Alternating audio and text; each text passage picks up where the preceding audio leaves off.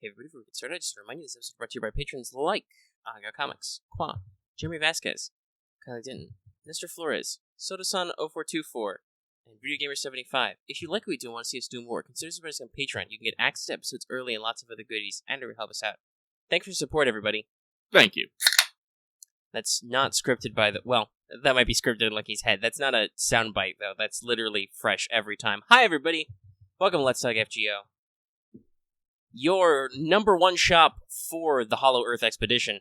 I am one of your hosts, Pirate Princess Omega, and with me as always is Lucky the Lewd Smile. Yeah. Accurate. Everyone, I hope you are all enjoying Fate Grand Order, aka Agartha is a little weird. And while we here at Studio Omega like to bring you the latest FGO-related news and memes, we will be talking about current and future events for both the JP and EN version of the game, so anyone not wanting spoilers should go compliment Da Vinci. You'll be there a while. Yep. Well, she likes it a lot. That was great. I love that turned into a whole thing for like 5 seconds. But hey, hi. We're here. We're going to talk about Agartha, kind of. It's out. We're going to talk about some news. Yeah. I wrote 2 pages of notes later on some other stuff we're going to talk about. It'll be fun. And we'll head on down there. But hey, this week we actually have a pro tip segment, so why don't we go ahead and check in with everybody's favorite Kohai. Senpai, 起きてください. That's right, everybody. It's time for Wake the Fuck Up Senpai, we're going for pro tips. So this is an actual timely pro tip. Hey, everybody remember, Agartha has plus 100% bond points for female and genderless servants. So combine this with like lunchtime, if you've got it, or if your friend has it, or if your friend's Merlin has it. You'll be making a lot of BP per battle. I think I'm at like 3,500-ish, like just shy of that on my current setup, which is very good for bond. Yeah, I'm making like 3K a servant right now. So like yeah, super fun. Keep it in mind. Technically, this doesn't ever like expire if you're not doing Agartha right away and you're coming back later. You can always use the bond points. I do believe it is only for main quests, though. That makes me cry, though. That genuinely makes me cry. Like, there's still no, like, actual good way to farm bond. No, it's called go into the mines and keep chipping. I mean, I'm assuming the free quests have, like, decent bond score anyway because they're higher difficulty, but I don't believe they get the bonus. I could be wrong. Yeah. Let me know in the comments. I haven't tried any of the free quests yet. I don't think I can even literally do free quests yet. Nope. So let's go through some of our regular other, early show segments. First up, Records of the Film, our regular achievement topic. This one's my wheelhouse today. It's nothing fancy, but I finished the Onigashima Challenge quest, and now I'm up to 41 tickets. The struggle to not roll is real, yo. Hey, speaking of rolling, let's jump into Not All the World's Evil. I mean, this is a little soft, but so 14 tickets later, and all I have to show for it is Ideal Holy King. I guess I am jealous of some of the luck that some of our Discord members have. Yeah, Discord got into a little bit of a rolly-roo. Despite the fact that I think nobody said they were, like, I asked multiple times, is anybody actually going to roll in Agartha? Most people were like, nah, man. I think what had happened is one person, like, if I remember correctly, the first person who posted said, hey, I got fucking, Cast of Night City, a 1 ticket pool. And then that just fucking started it. Right. It's the herd mentality. Once one person rolls, the peer pressure sets in, and everybody's like, well, shit, I want new stuff. So I didn't really get any spooks or anything, but I threw 14 tickets at it, and all I really have to say for it is I got Ideal Holy King, which is cool, I guess. That's the plus 1,000 max HP to your whole team, so that's pretty fun. I got some other 3-star CEs I didn't have yet, but they're not super important, other than just for collection. Like, I got my first Armless Shinji-kun, and I'm like, but there was no new rare prisms. There was no 8th Satheno, so it wasn't awful. It was just very disappointing that I hoarded lots of tickets and I didn't get much out of it. Whatever, they're gonna give us more Saint Quartz. We'll figure more shit out. I'll save it for when it matters. Yeah, if you get another one, you have to change your name back from Super Omega God to Super Omega. Yeah, the moment we recorded last week's show, I became Super Omega God Super Omega on Discord, and I now have my current avatar is a Super Karna front-facing, because Karna's new NP animation is so good. And your moderator title is now Modo Rojo. Modoro. Yeah. I'm back to being Mode Red, just now I'm in Spanish. But yeah, so let's talk about some news. Most of it's NA focused. Oh yeah. You'll probably talk a lot in Agartha because I'm not very far because I was writing show notes earlier and I have to sleep. We can probably take these back and forth. So, I should probably talk about the stream because you were only half tuned in at the time. I was only half tuned in because my my audio would break out into white noise, so I literally couldn't see what they were saying. So I entertained myself by just reporting on what the chat was doing. So they did do whatever volume of Kalia Broadcasting Station this is. We got 5 Saint Quartz for the stream, which is cool. We got 3 Saint Quartz for the pre-stream too, so that was like 8 total. They announced that Agartha would drop on 620, as everybody predicted. Well, everybody, at least me, predicted. They had some back and forth. They talked about some news. They showed off some NPs. They showed off some new animations. Then they went to like localization talk. Something that I think was very good that they did was the actual news segment on Agartha was scripted. It was pre-shot. So they rolled that clip, and hopefully they will release it sometime on their YouTube channel or something for later if they haven't already. I don't know. I don't think I subbed to Aniplex US on YouTube because they also post other stuff. But basically, Albert was a shock. Yeah, it was Albert no longer in business casual, but actually like wearing a jacket, and he was edited, so they were able to like precision up his speaking a lot and kind of make it appear more professional. Because hey, guess what? That's what fucking happens when you edit. We know this. You get a tightly edited show, you actually sound like you make sense. Pro tip: our show is not tightly edited. No. We don't have time. We don't have time for that. That's a lot. This was a 10-minute video. But yeah, so that was cool. And then after that, Albert got into localization talk. I got to admit, I probably shouldn't have, but we all jumped into a voice call because people are asking about it. And I'm like, okay, I'll hang around. If you guys get too annoying, I'll just ditch you. But they were too fun, so I didn't ditch anybody. So I was kind of only half listening to this part, but Albert was on stream. He brought on another one of the localization editors, Michael, who is very Jesus-like. And immediately it was declared that the Savior has come, and people asked him to bless their roles. So he said that he will bless their roles if you show up at AX, because he's going to be there at the FGO USA panel. They talked about a lot of stuff. They talked about like fun stuff with dialogue. They kind of wondered how much they can say about translating Agartha, which they decided it was better to be safe than sorry. Albert may have coyly alluded to FGO Japan as being all the world's evil, because he compared them to the contract with the Grail that they must abide by. So I'm like, I think he just called them all the world's evil, which is funny. But there was a lot of back and forth. Somebody tried to ask, who Jesus' waifu was, and he said, "I'll do the proper thing and won't say anything." But then they're like, "Okay, but who did you give your meteor foes to?" And he was like, "Jolter," which is pretty funny. Now, speaking of which, I only just now actually got around to doing that, and I've given all mine to Mordred so far because I don't think I've quite gotten Jolter to 1,000. She probably needs a few more on like HP because I would have put them all on attack. Anyway, they talked back and forth about dialogue. They talked a lot about Shinjuku and having fun with some of the dialogue there. And somebody in the chat asked because they were kind of taking questions, but obviously they filtered them because you have to with Twitch chat. But they talked, like, for instance, somebody was like, "So who's responsible for Suzuka Gozen's dialogue?" And they were like, "Oh, that was a team effort." Lots of other stuff like that. So, hey, Lucky, tell me about the Agartha release campaign. All right, so the Agartha release campaign is running from June 21st to July 6th. The pre-release social banner we managed to hit it for 10 Saint Quartz and some extra stuff. Everyone who's logged in should probably have already gotten it.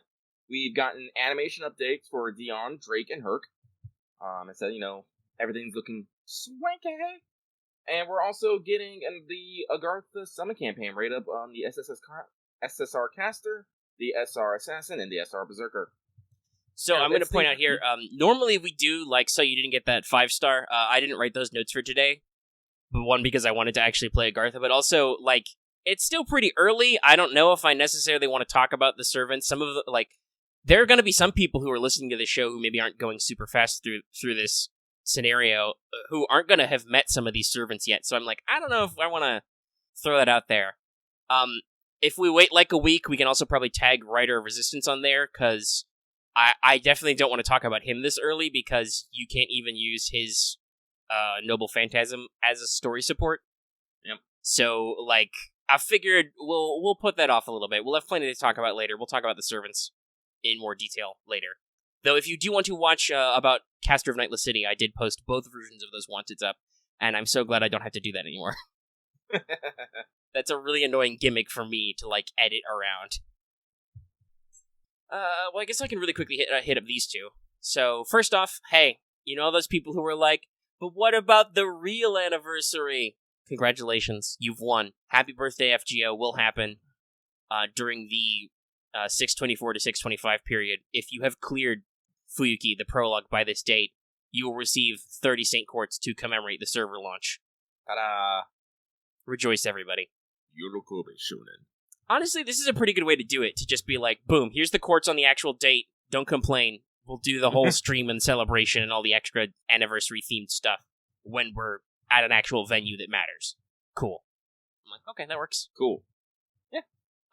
So to briefly transition back over to JP, they've got a June quality of life update coming. Always something fun to see about. So first off, this is focused on bond CEs. So now bond CEs cannot be burned or used for EXP. If you have accidentally burned or used them for EXP in the past, you will get a spare copy. And I am reasonably certain that based on the translations, they will no longer count for storage space. That's cool. Yeah, neato. There's going to be a CE EXP filter, so you can filter for EXP CEs, I think.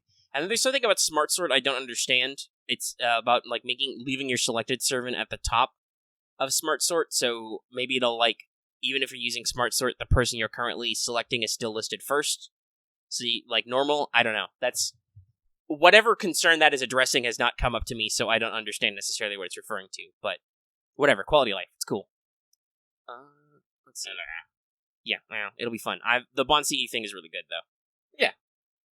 Like, I only have 2, though, so I'm like, Yeah, I mean, it doesn't matter, but depending on when they introduce it, there might be more, and I know some people are like, you know, they've been playing this for almost 4 years. It's, you know, you ground out some stuff.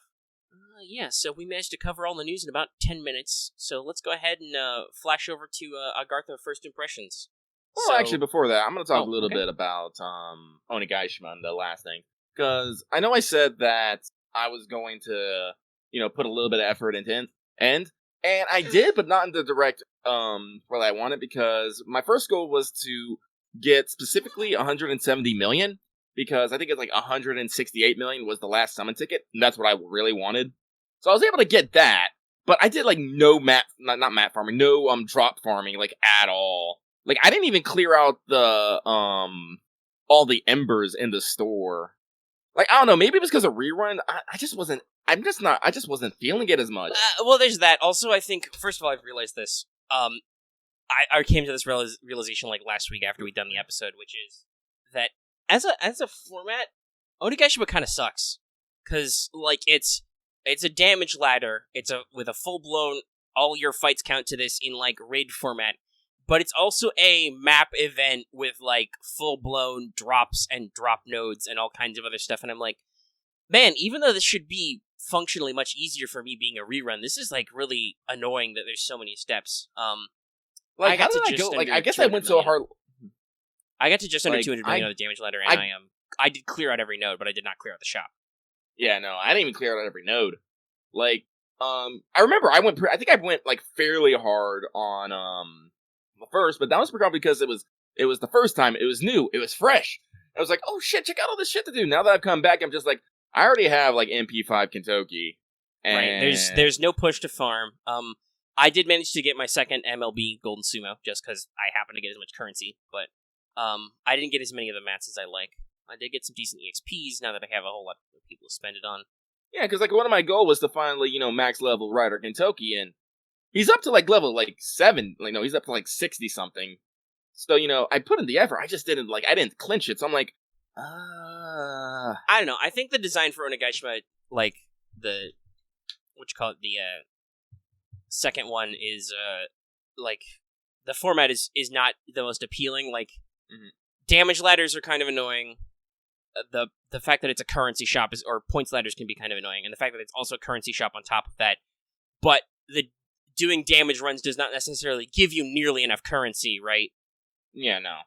You get some, and raid. The raid battles give you a little bit, but not enough that you can just raid and get the store cleared out. Yeah, so it's kind of distracting. Like again, like I had to make a choice. I probably could have if I kept pushing and I used BP restoring items, which I admit I used 0 in the event. I know some people use them to clear it out immediately. I used none. I probably could have pushed harder in those final hours to catch up and finish the damage ladder. I didn't really feel like it because I'm like, I mean, I do need QP, but I need mats to use that QP, so I'm not super keen on just powering through to the last bit of the damage ladder. You know, I got a lore, I got all the summon tickets. Fat lot of it they did me, but I got them. And just, you know, I beat the challenge quest. Then, so I was mostly just farming the less bits of currency, make sure I got enough golden sumos in case I want to use 2, and getting a few things. Like, I completely cleared out the store of serpent gems. I got a little bit of some other stuff, but also another thing that I remembered about Onigashima, maybe it's just me, because I had no interest in rolling on that banner either time. I didn't have any fucking mat drop CEs, and also nobody in my support list had hardly any fucking mat drop CEs. No, everyone's throwing on the fucking Golden Sumo and Hot Springs Under the Moon. Right. Everybody was trying to make the raids easier, so it was like, man, currency gathering's kind of hard. Like, I had to hunt for people with the gold currency drop to make sure I got that last Golden Sumo. And fair enough, there were plenty of people who put that on their Rider Kentokis who were decently leveled, but still, it was like, wow, I feel like despite the fact that everybody on my support team has great servants, and there's plenty of MLB, Hot Springs, and Golden Sumos flying around, fucking nobody has whatever the gold currency, you know, the box drop one is. I'm like, wow, this is very interesting to see what people are focusing on in this event. So it's like, I don't know. I don't know if it was just the general population at large needed more shit out of the damage ladder, or what. But, yeah. Well, I guess you can kind of say that farming the damage ladder is easier than farming currency. Well, true. Especially when people, have those their particular setups.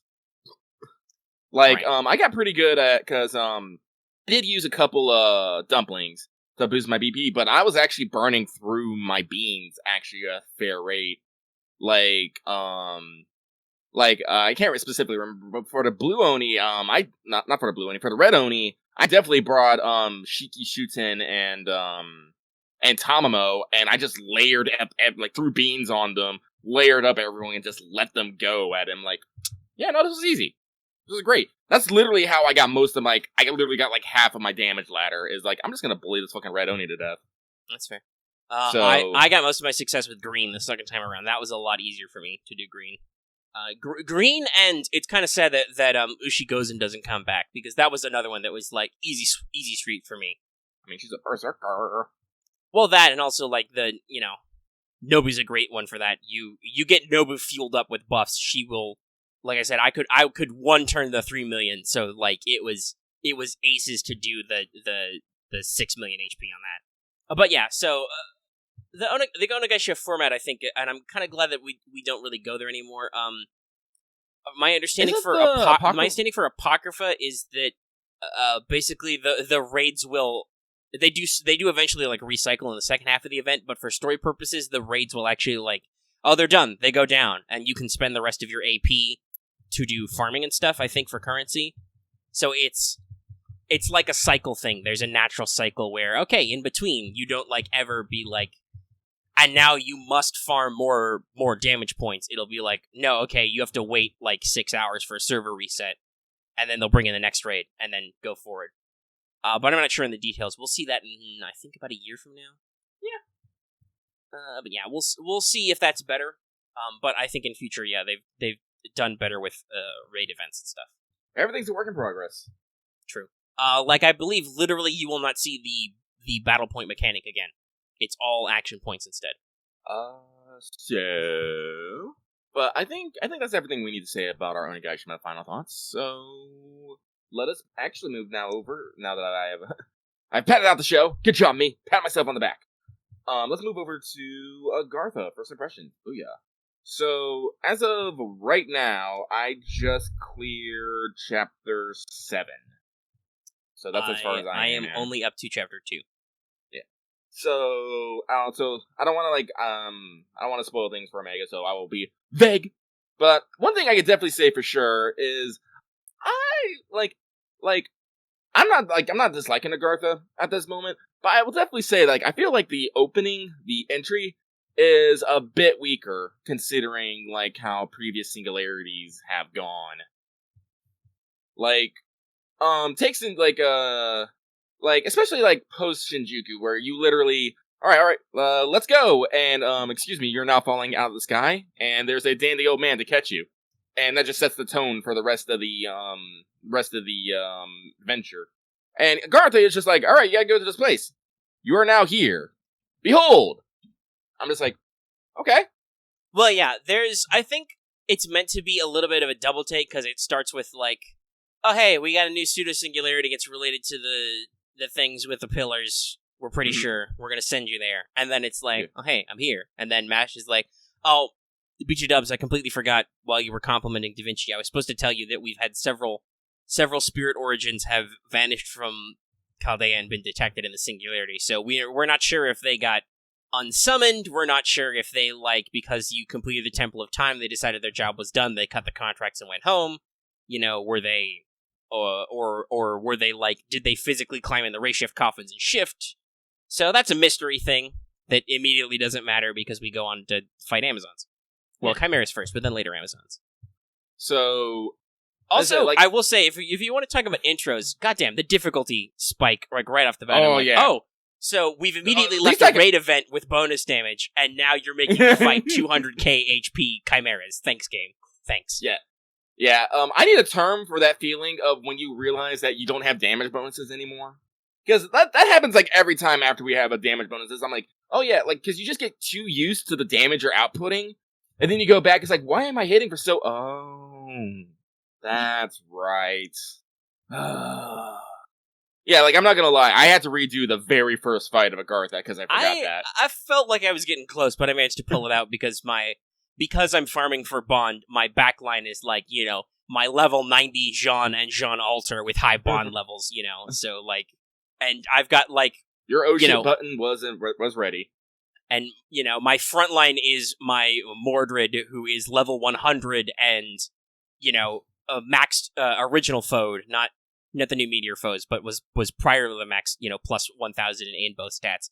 And Mordred's got a lot of fucking HP at level 100 with foes in her, so, like, I was somewhat prepared, but still it was like, goddamn, this is a lot of HP.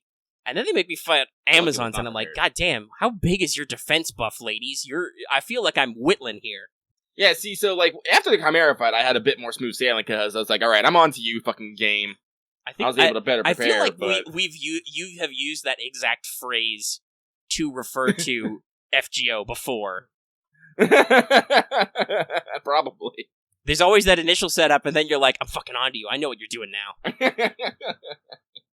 Yeah, fool me once, shame on you. Fool me twice, I'm gonna fucking end you. But, like, speaking of, like, the intros, like, I do, like, I said, love them or hate them, I do enjoy the dynamic that, Astolfo and Dion brings with them. Because I said, like, I've always liked those two characters. Like, Astolfo was like, this is a cute! And Dion grew on me. I don't remember how Dion grew on me, but they did. It was great. And so having them together and them, like, constantly interacting with each other, you know, with just, you know, how airheaded Astolfo is and how serious Dion is. It's like, they have real great chemistry. I see why people ship them. It's real good. But, like, so this is what I gotta say to people. People, you've been screaming about, where is Muramasa? I have to say to you, where's Fergus Lily? Honestly, people scream about that too, but they scream more about Muramasa. And hey, trust me, we'll probably shift our opinions when we get to Shimosa. But yeah, maybe. For the moment, there is a brief window where there's no Shimosa, and there is Fergus Lily. I was like, I just want to put this kid in a headlock and ruffle his head constantly. It's like, especially since he's like, oh, women, they scare me. I shouldn't fight them. I'm like, oh my god. And, like, I love how, like, all the characters is just like, don't say it. Don't say it. Like, everyone has to bite their tongue about Fergus Lily and what he eventually becomes. And honestly, like I said, I think this is, like, great comedy, personally. Yeah, like, he's a great idea of a character because that's actually an interesting, like, transposition where it's like, I'm all about training. Hi, I'm Fergus Lily. I'm happy to be here. Ooh, women are scary. I don't understand how to deal with them yet on account of I'm Fergus Lily, and I'm getting more and more southern as I'm doing with this voice. Yes, you are. I was just gonna let it go. But yeah, so he's like, I will stay behind and defend the master because I'm not mentally prepared to fight these angry warrior women. And everybody's just like, this is so weird. Are you sure you're Fergus? And people are like, no, yeah, that's Fergus. And I like how they're telling stories about how Fergus like to act. Like, he'll be out in the hall doing handstand push-ups, and then he'll, like, get up and, like, flex and smile whenever a woman walks by. Like, Celtic push-ups. Like, oh. Yeah. Which they reference. Just I think like, Fergus says that himself. He's like, they mentioned Fergus's quote-unquote stamina. And then Fergus is like, oh, am I known for a lot of endurance? I wonder how many Celtic push-ups I'll have to do to beat that. I'm like, a lot, kid. Do plenty of push-ups, drink plenty of juice. I'm like, oh, God. So he's a pretty fun ad. I genuinely enjoy him.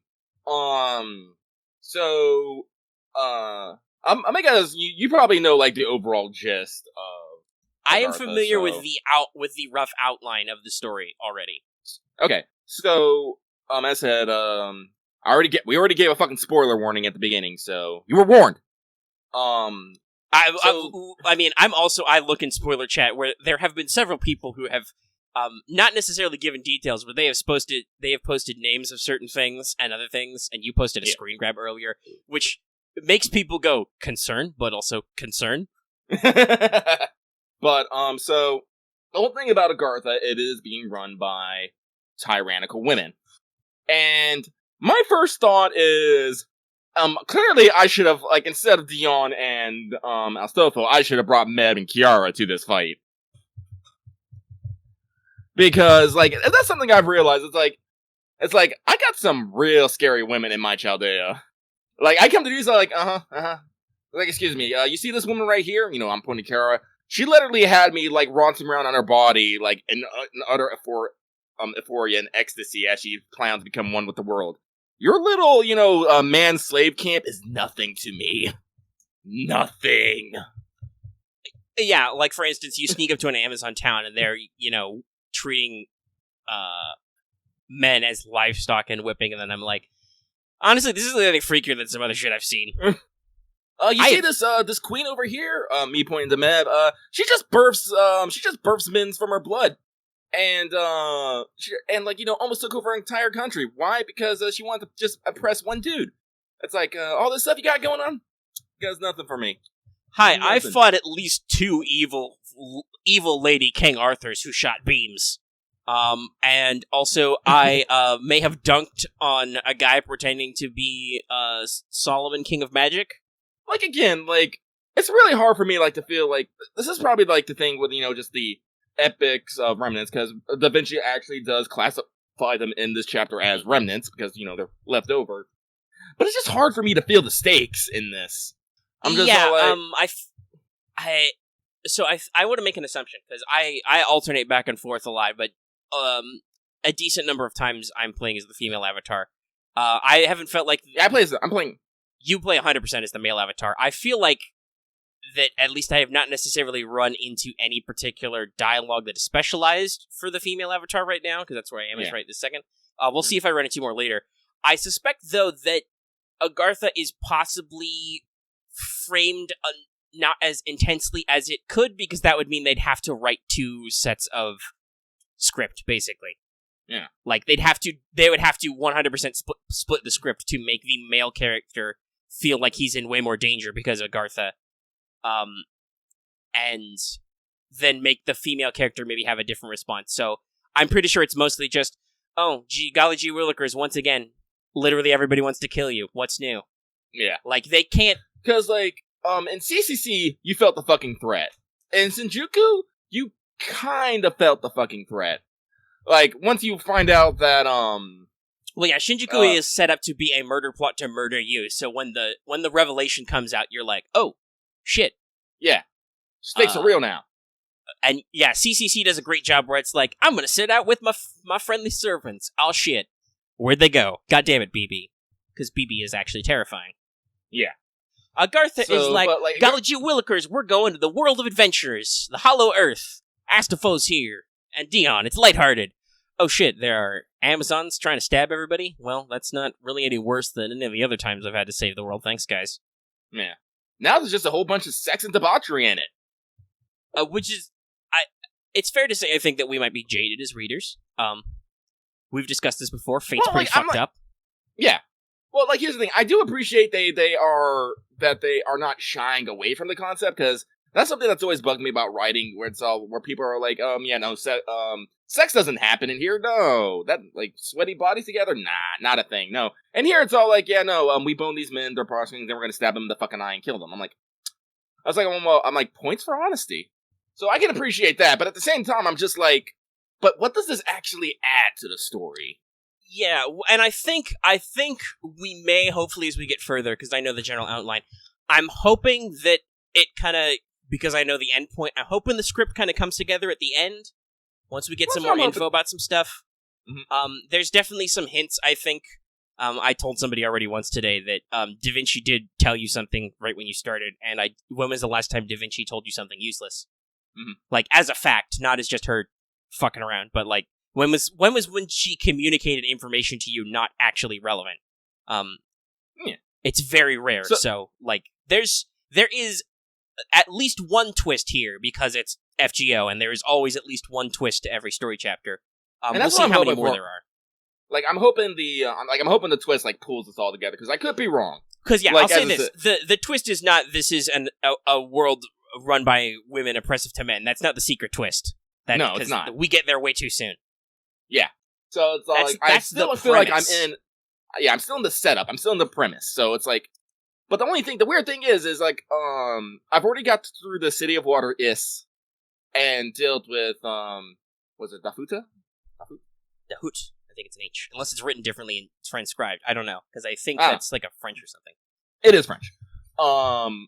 And I took that opportunity to educate myself on the city, because I didn't actually know about that. So, yay FGO for teaching me new things. But again, it's basically a whole. It's like Agartha is literally just like as Da Vinci said, a mosaic. It's a mosaic of basically lost and famous cities. Like, they don't go into big detail on it, but you have Shangri-La, which is actually one of the cities that is directly related to Agartha. City of El Dorado. Right. The Nightless City, which I'm not super familiar with that one myself, but they kind of spoiled some shit because two of the servants are codenamed X of Nightless City, and then one of them's codenamed Berserker of El Dorado. Yeah. So I can't but still, so Nightless City, I'm pretty sure is some like lost, like fabulous kingdom. And yeah, that's definitely because here's the thing. Da Vinci also immediately calls this out because she's like, hey, the singularity is weird because A, it's set in 2000 AD, and B, it's underground somewhere. That's weird. Then you get there and you're like, holy shit, Da Vinci, I'm seeing like a vast rolling countryside that's lit like daylight. And Da Vinci is like, okay, that's not how physics works, though. That's not physically possible. Like, she's subtle about it, but Da Vinci is definitely telling you, hey, this shit's fucked up. Like, not even in like, ooh, social commentary, but like, no, literally, the Agartha, the Hollow Earth concept doesn't make any goddamn sense. Something's weird here. So to rewind a tangent, like, I hope everyone opened up their singularity wipe with immediately complimenting Da Vinci. I mean, how could you not? Like, seriously. Because she's then so she just like I like how she like clearly tangents once you do that. She's like, just Bene. I'm like, this is Da Vinci I know and love. God damn it, I want to roll for her anniversary. Ah! That's okay. I'm gonna especially because they're giving us 30 courses at least, not counting the extras we get for completing story chapters, which should be like 80. I'm gonna give at least one 10 roll of justice on a Da Vinci rate up day, which will also be a Holmes rate up day. So I will pray for one of them. But yeah. So like again, like, so I've gone through that story, and now I'm like again like. Hold on. You said you're up to chapter 7, right? Yeah. So I think there's like 15 or 16. So you're, depending how long the pips are, you're probably, because there are actually some story-only pips in this one too, I believe, if I'm remembering rightly from the notes I took last week. So you're probably about 50-ish% of the way through, maybe. That's real short then. I think Agartha is kind of short, unfortunately, which might be a problem it has later. I'd have to check, but I believe, it's like 16 chapters. Now, obviously, let's not forget, we've played through Babylonia. You know, a chapter can be 2 pips of no battles with dialogue, which will take you fucking forever to read. So, yeah. But yes, let's see. Where's the actual Agartha list of main quests? I'll look it up. If you have anything else to say, keep talking. So I met Dafut, who is basically a Drake reskin, but not a reskin. Because I was actually looking at their sprites and animations; they're actually different, despite having very similar. The way Dahut's story sprite and how she appears in the CM is very much makes it look like Drake Alter, but yeah, they're not meant to be necessarily the same character. It's weird. Yeah, it's weird. So like for example, so Drake has 2 pistols. Dafut has a gun and scepter/sword. Her attack animations are a little bit different. So it's like, I was like, oh, they didn't just like recolor Drake and slap her in there. No, they actually made genuine changes to just whatever rig Drake had. Well, yeah, we're talking about technical stuff. Like, I don't know, like, what actually happened to fucking Drake. As I said, the city met its end like the original city did. So I was like, well, that's that. Also, yeah, I looked it up. There are 16 chapters, which means 16 segments of Agartha. I suspect that's going to slow down though as we get long, because I started scrolling up and I'm reminded how much the last few battles at Agartha suck. But yes, there are also several no battle pips, which are just going to be exposition. I don't mind exposition.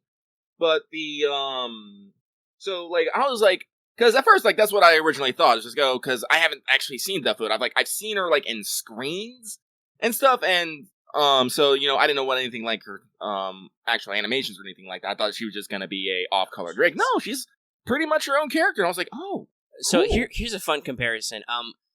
Let me blow your mind a little bit. Camelot is only 17 chapters. Oh, so the amount of chapters does not necessarily amount how long the story is going to take, because Camelot took a while. It did. Well, Camelot was also an emotional roller coaster. Remember getting out of the desert and landing into the plains? That was a genre whiplash. Yeah, I was just using Bash's NPR, and I'm like, God damn, I can't wait for the movies. Those are good. Actually, that reminds me. Well, we'll talk about that at the end, actually. So, that's where I am in the story.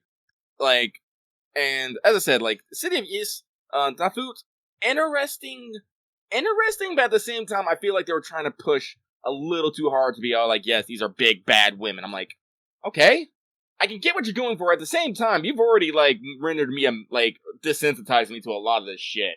God damn. Yeah, I mean, I guess, so, the enslavement of all mankind, or whatever the fuck was going on in that one screen cap that you posted, where you were like, I feel like this is several of our community members. Oh, yeah. Very thirsty lady pirates. I just... He'll scroll up and find it, but I'm just thinking... I found it. Oh, okay.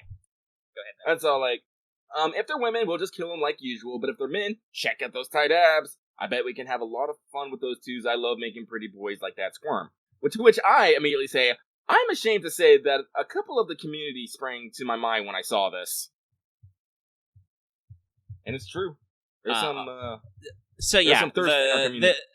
But at the same time, you're right. No, that is pretty small potatoes compared to even historical Fate villains like Dark Sakura. Oh, I'm gonna she's gonna plug into Anger Mania, gonna bathe the world in all the world's evils and shit.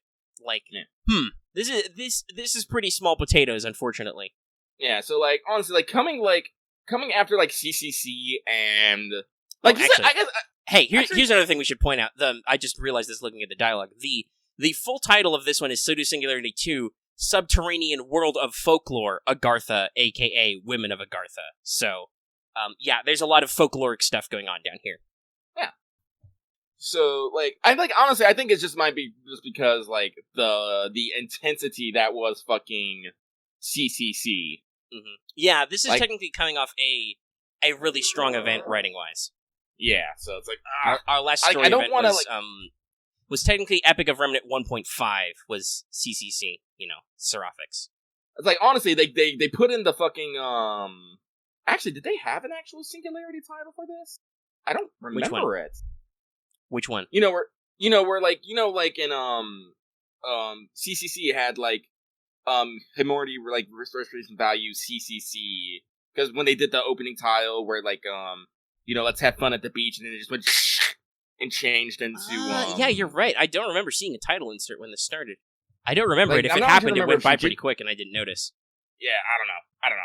But like, as I said, like, as like, I'm not like, I can't say I'm exactly thrilled with Agartha right now. But as I said, this might just be my bias and desensitization to the events that's already happened. So That said, I will say, you would also agree, right? Desensitized is not necessarily the same as this is awful, this is the worst, I hate this.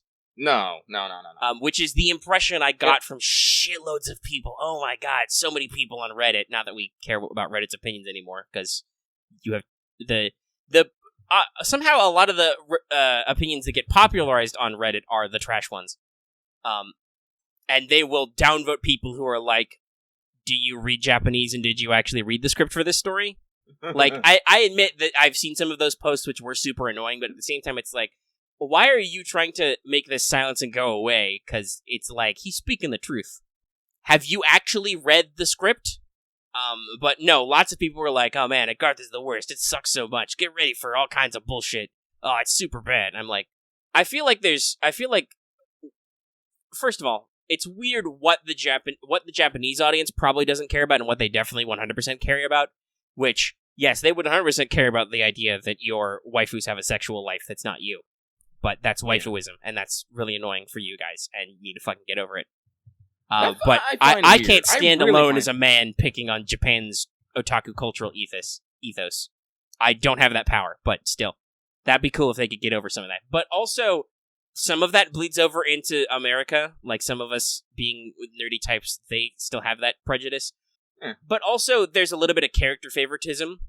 But at the same time, I'm certain if anybody thought of Agartha as, like, weirdly sexist or anything, Japan probably did not. Because they probably have different opinions and cultural values, and I know they have lots of different stuff they think about. I know this from playing Japanese-made games and reading Japanese stories, and then comparing what the reaction is, I know, in Japan to reaction that people give in America. So there's probably some spicier stuff that we find that spicier as a topic than they would. Yeah.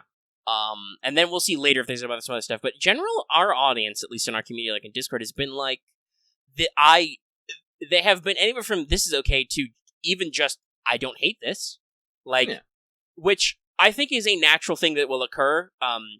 You set expectations. Everybody has been telling you for literally years since Agartha would have come out just before our server launched. In Japan, it would have come out just before our English server launched because of the timelines. If people have been telling you for like literally 2 years, this is the worst, this sucks the most, nobody likes this, and then I hate it, and then you come out on too long and like, oh, I don't hate this. That's a natural response, I think, is just to be like, oh, this wasn't as awful as you tried to make it seem. And like, who knows? Like, I'll say fair play, I'm not very far. I think that most people are way more nitpicky about their weird phone game stories than they should be. Apart from just foreshadowing and stuff, every single story scenario in FGO is literally forced. It is literally constructed. It is the whole premise of the series is based on characters which have no literary, folkloric, linguistic, any of that stuff reason for existing in the same place and slapping them together and being like, wouldn't that be fun? And usually it is, but like, it's an absolutely artificial fictional construction. So like, I'm not nitpicking about Fate. Like, I can't get picky. Like, this game lets me fucking headpat a fucking, like, super evil Chinese Empress lolly. That's like, just think about that sentence. Yeah. And I want you to, like, to see, like, understand, like, why are you trying to take this so fucking seriously? No, Fate... Well, Fate can be super fucking... Type Moon ping-pongs between, like, deadly serious and absolutely hilarious. And often right after another, because even if you go back to the original Fate Stay Night, and by the way, FSN and Holoraxia did come out. I saw there was a tweet about it, so that's on PC in Japan now. That happened. Yep. But remember, when you get a story end, like you get a bad end in Fate Stay Night, you immediately transition to Taiga Dojo, and Taiga mocks you for your failure. Like that is Type Moon in a nutshell. They will immediately ping pong from something horrible and fucked up happened to you to now Taiga's gonna make you laugh about it. Like that is very much their writing style. So like I said, I I don't take anything seriously until it hits a point of being serious. And if you prefer the serious type of Type Moon storytelling, that's perfectly fine. No value judgment from us. And I could see how you could be kind of like Lucky is right now, where you're like desensitized, where you're like, well, I don't feel like this has actually made it serious enough. But I still don't think that's like, who knows, they might up bad, right? Like, they can still up the seriousness, because I'm like, as I said, I'm still in the beginning. Well, I'm at the 40% mark. Yeah. Like, Babylonia didn't swing into full fucking gear until, like, the last... You literally spend, what is it, a month fucking around? Yeah, but I'm talking about story pips, like, yeah, you have the threat of the demonic wall and all that stuff, but, like, it's not until you hit, until Tiamat surfaces that shit gets really real. There's an Act 1 turn, which puts you on a timer, which is like, okay, dramatic tension is ramping up. But then you resolve all that, and then you're like, oh, shit, that didn't do it. There's a whole rest of this act here, right? And you have to go through arguably several breather segments to get there. Yeah. Like, Camelot, you're trying to get into the city, but once you get in there, you're like, oh my god, we have to stop the fucking goddess. What the fuck? As I said, things usually ramp up a lot at the end. It's like, so I'm just I'm hoping, I should say, that Agartha is just doing a lot of setup, setting up mentalities and different viewpoints. Because that's something else, you need to consider about, this forced narrative. One of the strengths of this forced narratives is it brings together perspectives that you would not normally see. Because these are different characters from different times, with different personalities, different viewpoints, different ways of living. Mm-hmm. And that, I think, is something what is going to shine in Agartha, as they have literally smashed together several folklores and several cities into one. And so, until I have basically, taken my fill of all of them, and let that, stew around in my head and see what result comes from that, I can't fully say whether, this is good or bad. I really can't. Not until I consume it as a whole. So, going for, a couple chapters being, I can have, this is what I feel, I think is valid, but I can't say, no, this is definitely what I feel for, all of this. I can't do until I've actually completed this chapter. And, that's the advice I want to give to everybody. If you're gonna play Agartha, play it and wait till it's done before you pass judgment upon what you think of it. Because, who knows, there might be a fucking twist in the middle of it that just fucking blows your mind. And maybe it just turns out that there wasn't something and you were right all along. Who knows? Just wait till you get done with it, at least. Well, holy shit, we've been talking about this for a long time. We're at 50 minutes now. Well, that's good. But yeah, so basically, I said this to Discord earlier, don't leave the play in Act 1. Right? Don't jump to conclusions before the story is finished. Okay, so something could be so abysmally bad that you're I want to quit halfway through, but this isn't, obviously. It's not that. I don't think anybody feels like they're forcing themselves to get through Agartha just because, I have to do this, I have to play this story because this is the game. Maybe if you're a Japanese player who actually, you played the Japanese version, you actually read the script and you're I didn't like it in the original Japanese. Then you have prior experience. You've done the story, and you're yeah, I don't like this. But I'll keep going for the sake of obligation. But most people don't feel like they're forcing themselves to do it, so don't... It's not bad enough that you want to quit, so actually see it through to the end, see if it's well made or not. And draw your own conclusions. Because the people will lie to you. Because we're playing a cosmic game of telephone, and they don't understand what they're saying. Heck, we've played telephone before. We try not to. Or at least I try to qualify what we say when we're playing telephone. Well, that's what I heard. I don't, when I don't have a source verification for it. But, as we'll see in a second when I get into Teach Me Omega-sensei. Probably. I don't know.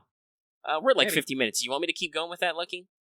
I mean, we can, at worst, we'll probably hit, an hour and a half. Yeah, okay. It's probably not too bad. I'll go through with it. That just leaves next shows open for, talking about hopefully the whole of the story of Agartha and, servants and stuff. We'll see if there's any news out of JP, etc. You'll have not, so you didn't get that 5-star. We'll have stuff, don't worry. Yeah, it'll be good to get out of the way. But yeah, so basically just, I think it's good that, a lot of the people we talk to, who's obviously not everybody, but a lot of the people we talk to who are actually playing the story are that's not terrible. I don't feel like I'm far enough along to draw conclusions about the quality of, every second of the writing, but I'm it's alright. I make no assumptions or draw no conclusions about anything at this point. Like, everything is as it appears to me, and when I've got the whole, I can, like, look for subtext. Yep. Though, wow. We could have a whole discussion about subtext, but that's better saved for What's Up. Anyway.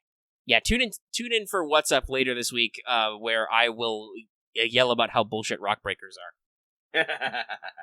Anyway, let's go ahead and move into Teach Me Omega-sensei. So Lucky's gonna sit back quietly and play more Agartha.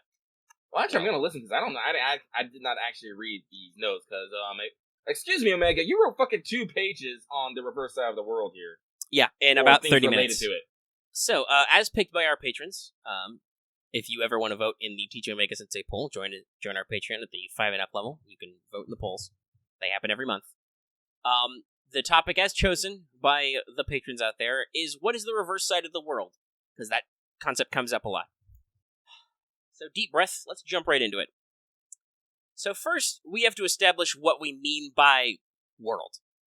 In Fate, the word world, i.e. literally sekai in Japanese, can mean a lot of things. It can mean the physical earth. It can mean Gaia, which is the embodiment of the earth, the kind of like personification of the planet's will to keep existing. Or it can refer to Alaya, the collective unconsciousness of man, the source of the counterforce, shit like that. Or it can just be metaphorical, any kind of metaphorical world, such as one created by a reality marble. So, because this exposition will have to deal with the ages of history and deal with physical geography, we should probably consider the world they mean when we talk about the reverse side as to deal with the physical Earth, the thing that is a planet in space. Though mankind does play a big part in this. So, in the past, there was the Age of Gods. This is when divine powers walked the Earth. Everything was governed by mystery and true magic. Not magecraft systems as we understand them, but actual, miracle working. And mankind could not be seen as the dominant species. The texture of the world was thus governed by gods and phantasmal creatures, which we'll talk about. So that was the Age of Gods. That was the old times. However, due to a lot of stuff, which is a discussion for another time completely, the Age of Gods began to decline. Eventually, true gods were limited to divine spirits as we know them, and are able to exert less control of the world, and had to work from a higher dimension. I believe in Babylonian, Ishtar characterizes this as they were no longer able to physically act on the world without possessing a human host, for instance. Yep. After the time of Solomon, mystery began to decline sharply, forcing systems of magecraft to be adopted, and lots of other systems to be put in place to preserve mystery, because otherwise it would go right out. After the Age of Gods, there was apparently an Age of Fairies, maybe? It was mentioned once. Yeah, we don't know a lot about the Age of Fairies. It was a thing, I guess. Yeah. Mm-hmm. It was in, I think, the novel Garden of Avalon, which was a light novel. So, after those things came the Age of Man. The human population exploded, and so mankind became the dominant species. And thus, the world was no longer governed by the rules of mystery, but by physics and rational science. That's right, because man are the dominant species on the surface of the world, because of our understanding being limited to actual, physical laws. That's how the world was governed. At this time, this also creates the reverse side. So, I'm going to tell you a metaphor, which is very important. Imagine that at the heart, or at the core of the world, there's a metaphysical embodiment, a nebulous, planety type place which matches Earth's physical coordinates in space. Now, over the surface of this core is stretched the fabric of the world as we know it. This is the one ruled by mankind. So, the Age of Man is the outside texture of the planet. It's the thing that goes on the outside. On the inside of this surface, on the reverse of the fabric, is the reverse side of the world. Here, the rules of the Age of Gods are still obeyed, and phantasmals still exist. So, they are perfectly transposed and do not overlap. Humans are on the outside of the layer, the reverse side, and all the phantasmals are on the inside. And to clarify, phantasmal species refers to basically all non-human species of myths and legend. It's a super diverse concept. I would probably add another, half page of notes if I listed literally everything that was considered a phantasmal. Is it magic? It's probably a phantasmal species. Probably. Just saying. Fairies? Phantasmals. Elementals? Phantasmals. Chimeras? Phantasmals. everything's phantasmal. Dragons? Anyway, you get the picture. So, the concept of the metaphorical surface or texture is actually super important to FGO, so remember that analogy I told you. It will come up again, possibly multiple times. So, the two sides are held separately by the power of Rungomniad. The Holy Lance that Artoria wields is just a terminal. The true Run is a giant tower which acts as a nail or pin, holding the two sides separate, so they can't overlap. So long as the tower holds, nobody on the reverse side can overthrow the fabric and recreate the Age of Gods. Run is supposed to only be one of the anchors, but I haven't seen any other anchors mentioned. How Rungomniad is still relevant in the Age of Man and the Decline of Mystery is a topic for another time. But just, it is. So, we don't really know a whole lot more about what the reverse side is actually like. It's mentioned frequently, but usually we only see like a small area of it or section. Because it is said to be like the Age of Gods, anything you gleaned from like how Babylonia was, that probably applies, because that was still back in that time period. But otherwise, we're kind of nebulous about what the reverse side is actually like. There aren't any humans there, so how would we know? We know that at the end of Fate Apocrypha, Sieg flies there after transforming into a dragon, hey, a phantasmal, to prevent Amakusa's wish from coming true. There are no humans at all on the reverse side, thus the Grail cannot activate to fulfill the wish. It's not possible. There are no humans to quote-unquote save. Avalon is also frequently described as existing on the reverse side. It is the strongholds of the fairies, a utopia which imitates the Isle of Britain in the Age of Gods. It is an endless isle, a paradise beyond imagining with no trace of human civilization.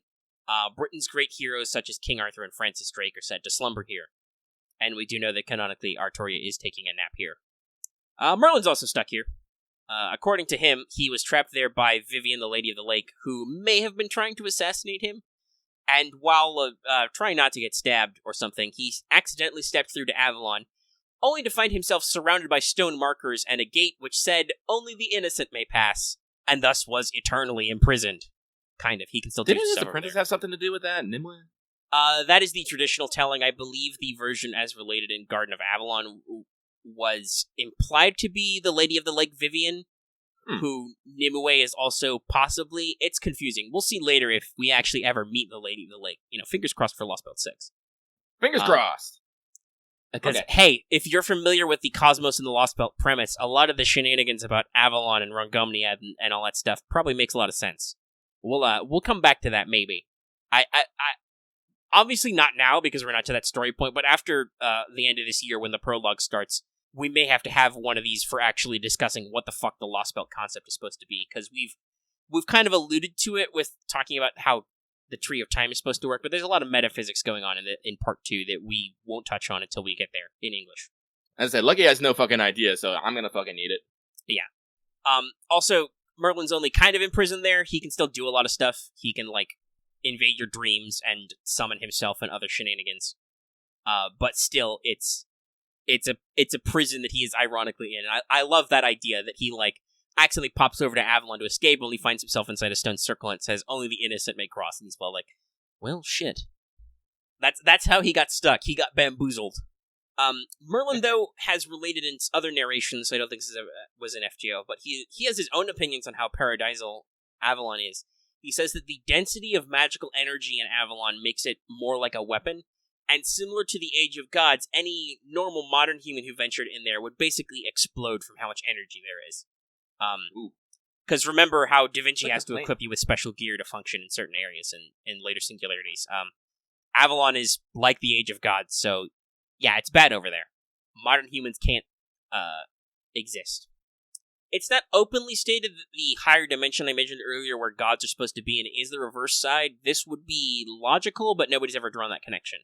We may see some more of that stuff later, but it would make sense if mystery declined and the divine spirits had to retreat somewhere, that they would also retreat to the reverse side.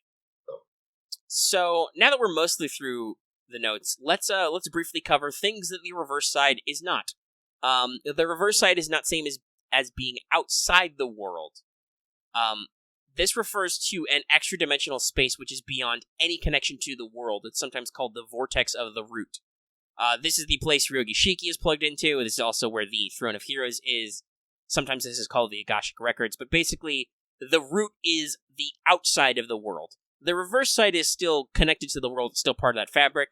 The root, the throne, all that other stuff, that's a place that is completely separate from space and time as we know it, and is outside. Maybe things come from the outside, but whatever, they're not the same. Also, reverse is not the imaginary number space. So, I know a lot of people have been asking about this, but I can boil down the imaginary number space very simply. As far as I can tell, the imaginary number space is... Nasu just really likes the term imaginary numbers and uses it to describe an alternative space which is wholly separate from reality. This includes both the world and its reverse side, separate from those. As far as I can tell, and I'll admit, I'm not great at math. This was the level of math that confused the shit out of me and was when I started doing awfully at math classes. But I cannot, for the life of me, find an explanation for what the space has to do with the concept, the mathematical concept of imaginary numbers.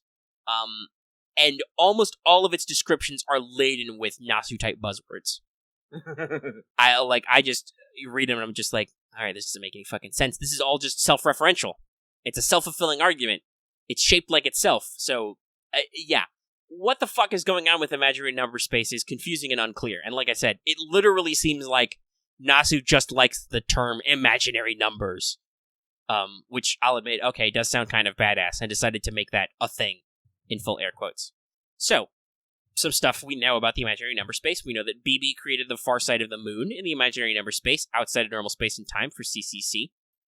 Also relevant, this is where Passion Lip's Breast Valley connects to. And this is where Tamo cut off her other 8 tails and exiled them before they came back as the Tamo 9. In FGO, we know that Tiamat was previously slumbering in the alternate space of the imaginary numbers, and that using Solomon's noble phantasm Ars Paulina, Gaetia created the Temple of Time in this space. It was a space outside of time, which also boned him because... Honestly, it sounds like this imaginary number space is just a place where you put where you don't want to get fucking found. Yeah, as far as I can tell, the imaginary number space is just... So we have the world, and we've got the outside of the world, but then we have this other third kind of space, which is just where all our shit goes when we want it to be in a new space. And that's the imaginary number space. We don't want our shit here or here, so we're going to put it here. Yeah, basically. It's... Yeah, Axe put it a good way. It's just whatever reality is outside reality. And if you ask yourself, isn't that shaped like itself? Yes. Yes. It's very weirdly self-referential, but yeah, it's the imaginary number space, as far as I can tell, is Nasu's branch term for any place that is actually a place. You can go there, stuff is in it, but it's not here. It's over there. But it's not the reverse side, because the reverse side is still technically here. It's just in the antipode of yourself. You know, the mirror image. The reverse image. Ooh. So the world and the reverse side is here. Yeah. But the imaginary numbers is over there. Right. And then somebody's like, but what about the outside of the world? Okay, that's outside. That's nowhere. That's outside. Yeah. Nah, so I like my idea of nowhere. Nowhere's as good as any, because the concept of void and you know the space outside of spaces, it's very sense making. But imaginary numbers space will come back in part 2, so stay tuned. Some exposition in this is fairly recent. So hopefully, as we keep doing Lost Belt chapters and other part 2 stuff, we'll maybe get some more clear rules. But for the moment, it's going to come back. Stay tuned. Again, I always wonder, Nasu, are you doing this literally by the seat of your pants, or you have some fucking deep diabolical plan here, man? What's going on? It's entirely possible. So, also to wrap up, imaginary numbers is also counted as an element of magecraft, because elements can be stuff like sword. Probably any kind of magic which pertains to this alternate space or spaces. Notably, this element is associated with Sakura Mato and our buddy Lev Laner. It's also associated with some other minor characters who we may or may not meet in other Fate stuff, but notably, Sakura and Lev have been described as having this element to their magecraft. Super fun. That's also probably why Nasu came back and put all this Sakura shit for CCC involving the imaginary number space. He likes to build on his themes. And yeah, that's basically everything. It's a lot of notes, but it's not a long telling. Just so yeah, the reverse side is the flip side. We can never go there, or we will explode. But that's where all our magical shit is lurking. So it's a very important concept that, as usual, may not have a direct meaning because of stuff. I don't know. I guess there's still the thing to consider that, like, it's canonical that in one of the endings of Unlimited Blade Works, Shiro can actually work his ass off, and he can find Avalon to meet Artoria, and it's super, super sweet and adorable. But that's got a lot of, like, impossibles. Like, remember also at the end of Apocrypha, Jean gets to meet Sieg in the reverse side. That's because, she's in the Throne of Heroes, so she can try forever, basically. The concept of being able to do stuff forever because you're outside of the flow of time is also a recurring concept. So, you can do the impossible. Yeah, I mean, hey, this says that humans can't exist. All Shiro has to do is become not human. Boom, done. Yeah, heroic spirits are not entirely human anymore, for instance. And it said, if we're going by anything, Shiro still makes the fucking contract with the world. So, you can't stop that boy. So I think that's it. I have been educated. I have learned what are things and what are not things. And I have basically boiled it down to, so I can understand it. The world is here. The reverse side is here. The outside is nowhere. And the imaginary numbers is over there. Boom. I like it. Yeah, that's a pretty good description. And probably there are some doodles that I did not see in my combing of wikis and sources and stuff. But there have been graphics which illustrate this kind of nonsense before. Yeah, so I think that's everything with Reverse Side. We're at about an hour 10. So it took about 20 minutes. 15. That was quicker than I thought. Like I said, there is a lot of note-taking here, but it's pretty easy to flow through because at some point I just have to say, it's just stuff. Like, in some cases, there's not necessarily a logic to some of these things. It's just, this is just the word we use in Fate. Yeah, and as X does mention, Nasu could change all of this on a whim. He might just introduce something else like, nah, everything you know now is a lie. And you're like, why not? Yeah, that has happened before. So, theoretically, because we're dealing with these sorts of ideas, if at any point Nasu or if any other writer needs to break the rules to tell a cool story, it'll happen. That's like when I learned of the types. When I learned of the types, I was like, oh my fucking god, Nasu, why? We don't talk about notes yet. Yeah, it's not, but still, fuck.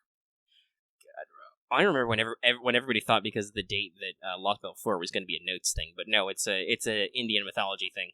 From what I hear, it's still fucking amazing. Yeah, it's probably pretty cool, but like, and why would it be quite so self-referential, guys? It's, because it's probably not Nasu writing it. I don't think we've pegged who it is. I think the guess is, I want to say Higashide, because they were the scenario writer for like Rama and Arjuna and stuff, but we don't know for sure. So who knows? We'll see more stuff about stuff as it comes out. But yes, also that is another thing. Nasuverse rules like to break its own rules because stories about exceptions are cooler than stories about rules. Yeah, I think that's everything. Honestly, the more I think about it, yeah, that's like the whole premise of FGO is being the exception. I mean, you're literally the exception. You're the only one who doesn't die, like a scrub. Mm-hmm. It's all about those little things that make stuff happen. Also, now that since we're kind of talking about metaphysics stuff, also, if you think about it, that's probably like 110% of the counterforce. Oh yeah, the counterforce probably caused a shenanigan because, like, if you think about it, that's how Shiki got away. Ryugi Shiki at the, when Araya was gonna find the root and some shit. The counterforce did little things. Summoning counter guardians is the last step. Usually the counterforce just pushes people into situations where they can solve their own problems. Mm-hmm.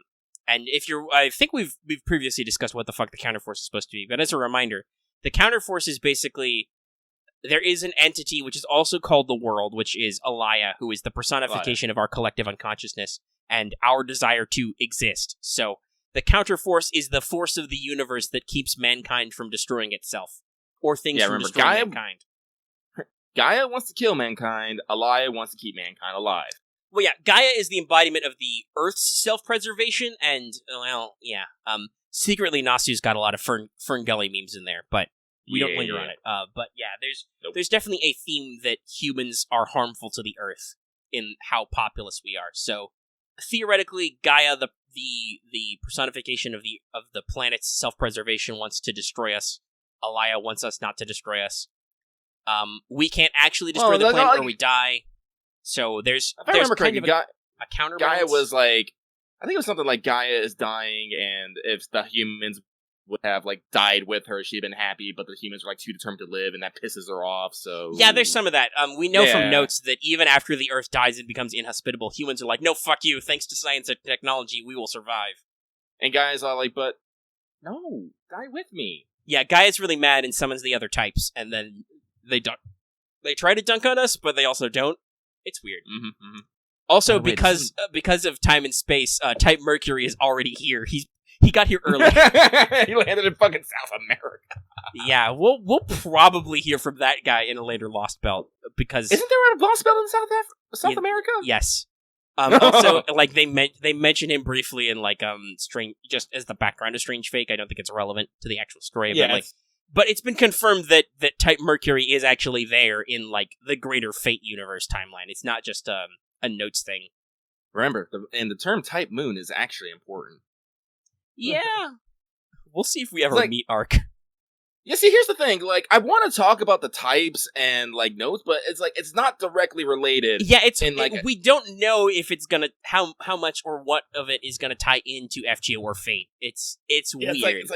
It's like because the type, because like as we said, Tsukihime and the Fate are not directly compatible. No, but the types and all that stuff go beyond that. So it's like it could show up, but at the same time, it's entirely possible it won't show up. So yeah, there's some metaphysics stuff and some character constants which still exist, like what's his face, K-Scope Man, whose name escapes me. Zeltrich, yeah, that's right. It's really weird. Zeltrich. He appears in all timelines, but that's because that's his thing. Mm-hmm. But like as we've said, those two timelines physically cannot touch because Tsukihime is governed by the concept of the weak counterforce, and Fate obviously requires the strong counterforce because that's what the Throne of Heroes is an extension of. Basically, the collective unconsciousness of humanity records its heroes to use them later. Whereas in Tsukihime, Gaia is stronger and causes the creation of vampires to hunt humans to attempt to create an archetype Earth, which doesn't quite work out. But it's kind of a big deal. Why the fuck the moon has a type, but the Earth can't create its own type? I don't think we've ever explained. Like again, Nasuverse is real fucking deep. I'd love to see what Nasu's writing process for some of this stuff is. I think he just sits quietly in a room and scribbles, and then like a madman. After 10 pages of notes are done, you're like, well, great, I've built my universe, I'm going to tell a story about this. And then you use like half of it, you throw it in a drawer, 20 years later. Oh no, he has a lottery system. He puts all the concept in a box, spins it around real fast, grabs and is like, alright, I'm going to use this one. Wheel of Plot! Yeah, so also somebody mentioned, stuff like Type Venus Gun God. That's all note stuff that's like, I'm like, that might be fun to talk about, but I feel like that's also possibly kind of unrelated to... Everyone just pray that Nasu starts adding more of these concepts into the FGO world so we can totally talk about it. Yeah, like, the fuck, if because there's some characters who... It's really weird. Consort Yu is kind of a Tsukihime vampire, but also still kind of not. She is functionally the same... Yeah, she's something that has the same abilities as a true ancestor, but her origin story is different. She is actually supposed to be an elemental. She's like a thing the planet created to defend itself, kind of. So she's like Vampires a true ancestor, but not, because she's a Chinese immortal, basically. Mm-hmm. But also has vampire-esque powers because Nasuverse and syncretism, whatever. Mm-hmm. So like we could get there a little closer, but God forbid if they actually put Arcuid in FGO, then it would be like, well, absolutely, then we're going to have to talk about some shit. Yeah. So for the moment, it's like, if it comes up, we will. Yeah. But for the moment, it's like, I don't want to directly talk about Tsukihime plot stuff just because it is literally separated from Fate. So it's like, there's no point in talking about it on our FGO show because some elements of this will never come up because they aren't true to the world. Not that has necessarily stopped Nasu sometimes. Anyway, we're starting to gather on a little bit long. But so the other two topics we have in the bank are what is the Mages Association and what do we know about Grand Servants? So that'll be the vote for next time. If you guys have any suggestions for topics, go ahead and let us know. We'll see about adding them to the list. Like I said, try to keep them Fate-focused, or at least ask us to explain how they're tangential to Fate, and also hopefully keep it relevant to Part 1 stuff. Like, I know I didn't add the thing about Grand Servants and Beasts until after we finished Part 1, so, like, EOR-related stuff, go for it. Part 1-related stuff, go for it. Save Part 2 exposition for later, until after we've started it. And also maybe till after Japan has finished it, because then I'll actually understand some of this stuff, hopefully, maybe. It's hard, though, guys. It's hard sometimes. But yeah, go ahead and leave your suggestions. And I suppose we'll wrap up there, because we are now at about an hour 20 in the raw recording. Some of that will get trimmed up, but yeah. We're here. So, yeah. Next episode, look forward to So You Didn't Get That 5-star, and we'll talk about some more of the Agartha servants. We'll probably have some more impressions of the Agartha story. If it's actually kind of short, we'll probably be done with it by then. I know after this, I'm immediately going to go back to playing it and doing other stuff. I'll probably go play Division 2. It's okay. I can play some more Zero Dawn, but no, I need to focus down. I need to play some more FGO today. I haven't played a lot. Anyhow, we'll come at you next week. Look forward to stuff. Look forward to other topics, like maybe we'll talk about Division 2 or other gacha games, or I'll talk about Zero Dawn and stuff on What's Up, which will come out sometime, depending on how long it is. So yeah, so we'll go ahead and wrap up, leave you guys with this, and let you know, if you... Yeah, let's just do the outro. If you like this episode, give it a like. If you have any comments, leave them in the comment section down below. Feel free to give your first impressions of Agartha. Like we said, suggestions for Teach Me Omega-sensei, other stuff. Go ahead and drop those in there down in the comments. You can also join us on our Discord. That link is in the description. It's a real fun time. Sometimes we just get in voice chat and yell at each other. I do a lot of yelling. And I do a lot of bullying. And tyranny. Beware. Yeah, well, sometimes they deserve it. This is not like an air and a dirty laundry thing, but I have to admit, there are sometimes when other people in the community are doing a voice chat and they're just constantly bollocking up my general channel with extraneous links, and I'm like, do you need so many fucking links? The rules say not to excessively spam links or anything, and the exceptions are like, if you want to post a lot of art, you can do it in Art Dump, which is called Art Dump. But like, God, guys, you're killing me here. Like, if you post half a dozen Reddit threads, just link to from the same subreddit, just link to that fucking subreddit and be like, hey, look out for these topics. You're killing me, Smalls. Anyway, Discord is still fun, though. It is fun. If you're new here and haven't already, please subscribe to the channel. We're getting close to 1900, and then that big 2000. We'll probably do something special then. We are also coming up on 100 episodes and 2 years, somewhere in there. I'll have to double check what our year anniversary date is ourselves. But this is episode 90-something. And, yeah, even if you've already subscribed, consider hitting that bell for notifications so you always know when we post a new video. Yeah, it's great because sometimes we don't post videos in an orderly time frame, or sometimes weird shit happens. And yeah, that's everything. Other than, like it says at the front of the show, consider supporting on Patreon. You can get this episode early in audio format for as little as $1 a month. Literally pocket change an episode. And you can get those accessed right away as soon as they're done with the audio editing and uploading and stuff, which takes way less time than making the video format. So it's usually pretty speedy. And yeah, we'll see you guys next week.